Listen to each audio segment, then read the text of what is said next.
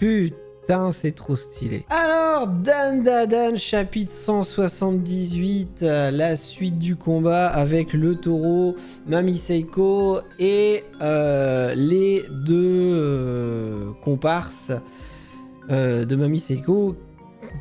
Combat qui est vraiment trop bien foutu. Du coup, ouais, on a Mami Seiko qui tente de récupérer son sac parce que visiblement à l'intérieur, il y a un talisman qui permettrait de battre le taureau. On a d'ailleurs le talisman dont je ne comprends pas la signification. Avec le dessin là qui est en fin de chapitre, on voit le dessin sur le talisman, mais je ne sais pas du tout à quoi ça correspond. Mais bon, on aura peut-être plus de détails dessus au prochain chapitre, je pense. Après, pour le mec à lunettes, j'avais dit qu'il y avait une sorte de phénix à côté de lui, je m'étais pas trompé. Par contre, à chaque fois qu'il invoque l'oiseau, il dit... C'est où? Là, il dit Afumza. Alors, est-ce que c'est le nom de l'oiseau? Ou est-ce que c'est le nom de l'attaque? Parce que c'est connu dans les mangas, on dit toujours le nom de l'attaque. Hein. One Piece, c'est ça. Et pas que d'ailleurs, mais entre autres. Donc, Afumza, c'est le nom de l'oiseau ou le nom de l'attaque? Moi, perso, je dirais plus que c'est le nom de l'oiseau, ou de la divinité, ou peu importe. Après, il dit que c'est même... Il parle d'ange gardien. Le mec dit que c'est son ange gardien. Alors, on doit le prendre comment, en fait? C'est réellement un ange gardien, donc il faut le prendre au sens propre du terme, ou alors juste au sens figuré. Ça, c'est pareil, je saurais pas trop. Et l'autre mec qui se balade carrément dans les ombres, c'est abusé comme pouvoir. Et d'ailleurs, je pense qu'il n'y a pas que moi hein, à qui ça l'a fait, mais ça me fait un peu penser à Naruto, avec la manipulation des ombres. Mais pas que d'ailleurs, hein. Si on va par là, on peut penser aussi à Lyakon, le loup qu'il y a dans Shangri-La Frontière. Mais moi j'ai une question plus importante, c'est leur pouvoir à ces deux mecs-là, ils viennent de où? Ou peut-être de qui? Parce que c'est quoi? Ils ont ces pouvoirs-là grâce à quoi? Ou à qui? Des yokai? Ou autre chose?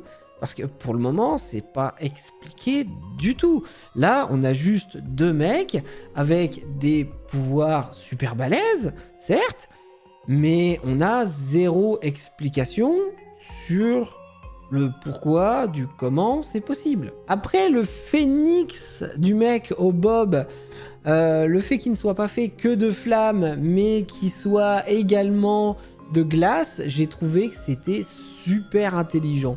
J'ai trouvé ça super bien joué, parce que c'est vrai que d'habitude, les oiseaux, les phénix, tout ça, c'est toujours des oiseaux de feu. Et là, le fait que l'oiseau puisse atteindre le zéro absolu, donc qu'il soit fait de glace, j'ai trouvé que c'était une superbe idée. Personnellement, j'ai pas de souvenir de phénix de glace.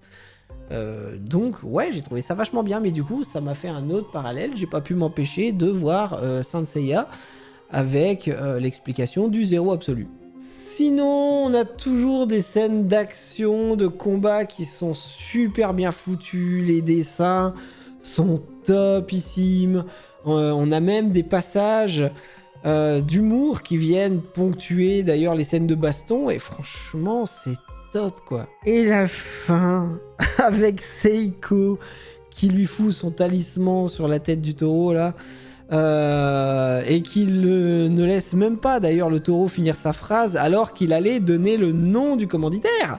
Mais non, allez vas-y, je te défonce ta gueule. Oh putain, il allait donner le nom, putain, pourquoi tu l'as défoncé? Voilà, mais c'est fait exprès, mais c'est tellement bien, c'est tellement beau, les dessins sont magnifiques. Par contre, elle parle, au moment où elle fout le talisman et tout, elle parle de divinité.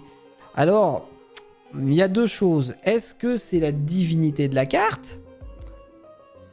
Ou plus bizarre, mais peut-être personne n'a pensé à ça à part moi, mais ça se trouve, vous y avez pensé aussi, mais ça se trouve, c'est une fausse piste totalement.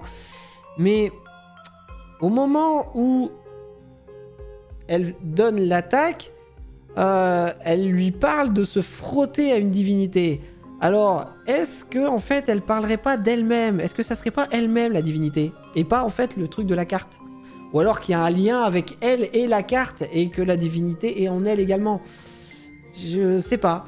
Parce que le fait, moi ça m'a perturbé, le fait qu'elle dise, tu vas voir ce qu'il en coûte, je sais plus exactement la phrase, mais tu vas voir ce qu'il en coûte de se frotter à une divinité.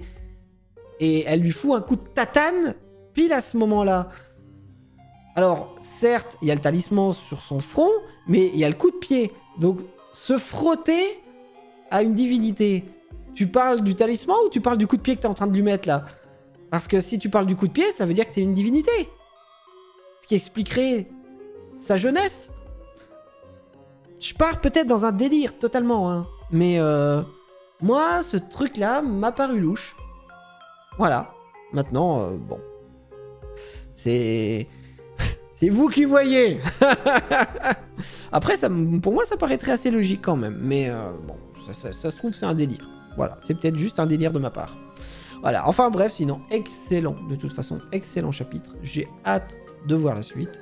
Comme chaque chapitre, de toute façon, de Dan Dan Dan. Voilà. Allez, sur ce, à bientôt.